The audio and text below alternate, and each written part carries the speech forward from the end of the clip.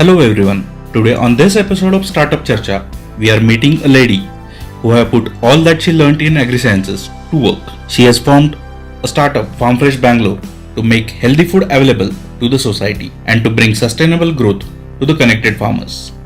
An advocate of chemical-free natural farming and promoter of healthy lifestyle. Let's peek into the story of Mrs. Nalini Murthy and her initiatives, FarmFresh Bangalore and Citizen Farming. Welcome Nalini ji. Thank you so much. Thank you. So Nalini ji, let me know why farming? Why this agriculture sector? My grandparents are farmers, so I used to go with them to the farm. So I've been with them.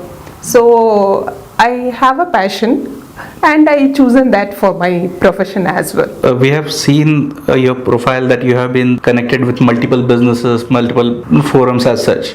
We would like to know a little journey of yours till now. I completed my post-graduation in 2004. I did post-graduation in agriculture from Tamil Nadu Agriculture University. In 2004 tsunami hit very badly most of the coastal areas of Tamil Nadu. I got a chance to work as a volunteer in one of the tsunami rehabilitation projects. As part of that project, we visited a farm called Kolinji Farm in Tamil Nadu. It's a 100 acres farm developed by Dr. Nammalvar. He is one of the pioneers of organic movements in Tamil Nadu. It's very lush green, developed in a very nice way without using any single drop of chemical fertilizers or pesticides. This was very surprising for me because in my college 6 years I have studied about chemical farming. We studied about more than thousands of chemicals and pesticides, but nothing was needed. So that's the direction changing point. So I decided and I found chemical free, poison free farming is possible. So I said that for my direction. Then I worked with different people who are into this. They named it in different name: organic farming, natural farming, biodynamic farming. Then I fixed my profession and passion towards it. What we say organic is actually organic, or is it just a marketing phrase? We don't want to name that as a organic. That's why I said it's a chemical free, poison free farming. I don't want to say that term organic farming. It's a sustainable and traditional way. That's the way our forefathers did farming. So it is very much possible. Marketing, organic, there are genuine people who are doing genuinely the chemical free farming. There are some loopholes also, very sad to accept that as well. So the way to bring it in a better way is we have to connect locally, and the consumer should also know about their farmers and their food, from where it's coming. So that could be the solution. A little hard to make a farmer understand that why should he go with the chemical free farming rather than with chemicals, where he can get a lot of produce as such. You have been connected with farmer side as well while procuring and educating the farmers. How do you make that happen? How do you convince those people that okay, even if you get a less quantity as such, you get a better quality and you can sustain this as such? How you convince the farmers? In chemical farming they could get better yield, and in organic farming or the chemical free farming it is not possible. It's not true. In chemical farming, every year the productivity is getting decreased. And the cost of cultivation is going on the higher side. So we have to, the productivity, or when it comes to the income, we have to match both the things. One is income, next one is the cost of cultivation. So in chemical farming, he'll get 30,000 rupees and spending 35,000 rupees, no point in doing that. Why the farmers' suicide are happening? Because the cost of cultivation is higher, so they'll go for the loan. If the crop fails, they couldn't repay that loan. That force them to end up their life. So in traditional farming, we are making to try to reduce cost of cultivation. So the farmers cost of cultivation will come down. At the same time, we can give a good food to everyone, so the consumers, everyone can be affordable for good food. It's not saying only the rich people or who can afford it can eat good food, the others or not. It's not the right way. So that's the way we are working. We are trying to bring natural farming, the traditional farming, that will reduce cost of cultivation, so the farmer can afford it, farmer can get a better income. At the same time, consumer will also get a better food.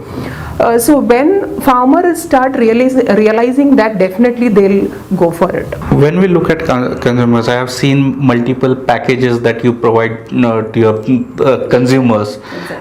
You provide a certain things that you should eat, and means a monthly package kind of thing, where you tell them what things you should eat in a month, or what things as per their lifestyle they should eat. Can you please just explain what it is and how people accept it, or how they look at it? As I said, my passion is chemical free or poison free farming. So our food should be chemical free. So we want to take this in a sustainable way. So we designed nutritional packages. It's not just, so with the help of Dr. Achyutan Ishwar, he is a naturopath doctor. So it's a scientifically proven packages based on per person consumption. For example, one person should consume at least a kg of vegetable, 2 kgs of fruits, 2 bunches of greens to meet out their basic nutritional needs on weekly basis. So we designed these packages. So the consumer should not need to worry about whether I am eating the right quantity, right food. All these things will taken care by these packages. At the same time, how it benefits the farmer side. So now the needs are fixed. So now we are very clear to feed X number of families. What is our need for next one season or next 1 month? So we can communicate this to our farmers so they can go with need-based production. So in that way, we can assure a sustainable, better price to the farmers. The packages, we make it as a fixed cost system as well as to the consumers and to the farmers. So the farmers will get a sustainable price throughout the year. Consumer will also get that. Tomato, it's the best example. Suddenly it goes up to 50 rupees and suddenly it goes to 5 rupees. So nowhere customer or farmer will get benefited. So it's a 25 rupees. Throughout the year, both are happy. So that's the system. So need-based production, that is what we like to bring. Last year itself, many businesses have stuck because of COVID. Many have shut down. But you seem to be sailed through this successfully. How? When government announced the first lockdown in the month of March, we received suddenly 10x orders. Challenge we faced is managing our team, because our team is also panic at that time. How the situation is going to be, where everyone is panic. So we sit and talk to them one to one. So this is the situation, how we have to serve our society. It's a basic need. It's our duty to help for our consumers. That is one thing. At the same time, we take a very sincere steps towards our protection. Example, I could say our team members during that time, they'll use the same auto. They'll come to office, work, and they'll go back to the same auto to their home. Even in their home also, they'll follow. They won't go to other shops because they have to stand in the queue. So all the things we'll provided from our platform, and they have to, we'll keep calling them after going home also, should not go to neighbor's house, please protect. So basically you created a bio bubble for them. Yes, that is needed. Then they are very confident, okay. So then they'll put their efforts. As a team effort, beautifully we overcome this situation and we succeeded. After COVID and before COVID, there has been a lot of difference in consumer behavior. People have started now using online platforms. They don't try that much going outside, visiting the stores, choosing the vegetable itself. Means how Farm Fresh Bangalore has coped up to it, and how we have changed according to that. We faced the changes from the consumer in two ways. One is the health conscious. So they are more conscious towards what they have to eat during this time. So before we used to talk lot about our packages. So most of the people are not interested. They want to eat what they want. But suddenly we got number of queries and they called this is nutritionally balanced. So this is good. So they are so interested to take it forward. So that is one thing. One example I could say, the amla is one part of our package. Amla is the healthiest food ever found in the world. So before people said no, I don't want amla, you replace it with some other things. So some carrots or some fancy items, they want to go with that. But suddenly after, no, we want more amla because that's the immunity booster. It's a good change. Of course, the second thing is the online ordering, the contactless supply. That is a great demand created. Fortunately, we have our online portal in from 2019. So it's help us, and it's we cope up with that thing. So, what do you think? How this digitization will be? Will it continue as it is? Because previously there were almost, means if we just see about groceries, the fresh vegetables, if we just talk about, almost 95% of the sale was happening with the traditional stores as such, from the store or from the mandis itself. People tend to go there, feel the vegetables, see it manually. And after COVID, it has been shifted almost 40-45% on online and 50-55% offline as it was traditional. What do you think? This trend will continue or will it come back? Contactless, or through online supply, that is one of the rapid growing areas. So definitely there is a growth already. The people like Amazon and all, they started using drones for delivery, and they are receiving very good consumer feedback. So the AI, artificial intelligence systems and all, they are going to do a number of things in this delivery system. So my point is, yes, in next 5 years we are going to have great revolutionary changes in this area, and this is going to happen in a positive way. When you are not in the Farm Fresh Bangalore's thing, or not working in the business, who is Nalini Murthy? What does she do? Run a business is a 24/7. Right. So there is no timing or holiday and all. So as a woman, I am balancing my family and my business. So that's the way I am working. Luckily, as I said, my passion and my profession is the same thing. So I'm so happy to do what I'm doing. So at the physically, I could say I'll be with my family. So that's the thing. As a woman entrepreneur, in this business which is heavily dominated by men, what are the difficulties or challenges that you faced doing this? It's not a men-dominated sector. Yes, of course, it's a production, delivery, all those things. It's generally men are working mainly. In our team also, we have a major proportion. But the thing is, when I registered Farm Fresh Bangalore, my second daughter was 3 months old. So whenever I go for the site visit or go for my work, I used to take my kids with me. So I'll go with my kids, all their food, whatever it's needed, and babysitter, like a trip I'll go, then I'll make a comfortable place for them and I'll do my work. So the farmers, the men, they'll see and they'll respect me a lot. So I never had any bitter experience.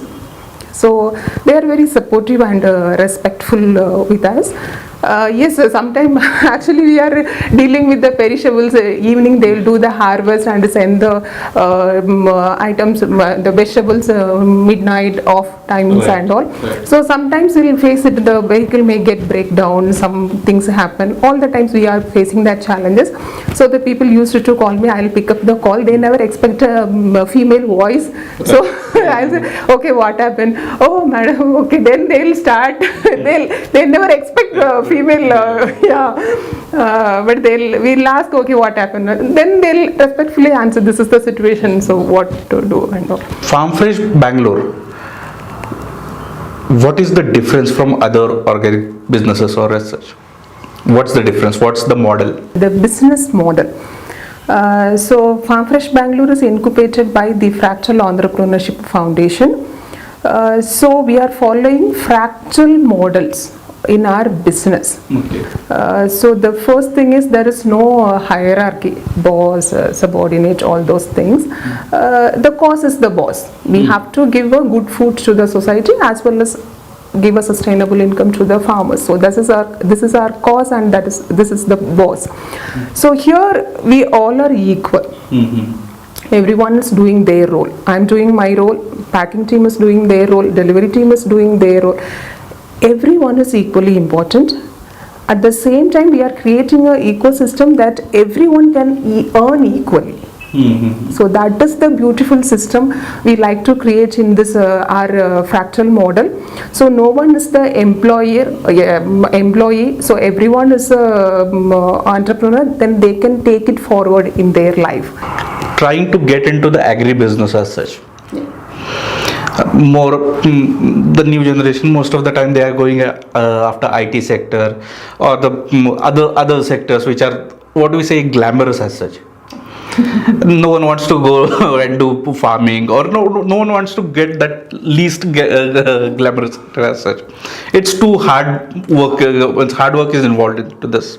With your experience, what would you suggest to people, and what will be your message to the youth to be or to try this sector as your career or profession as such? There is a challenges because it's every time 24/7 we have to take care of this business, as perishables also, all those things.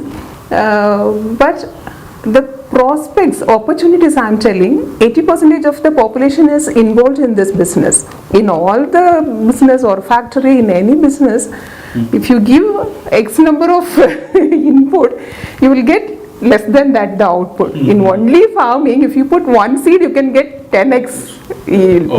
But I agree there are challenges.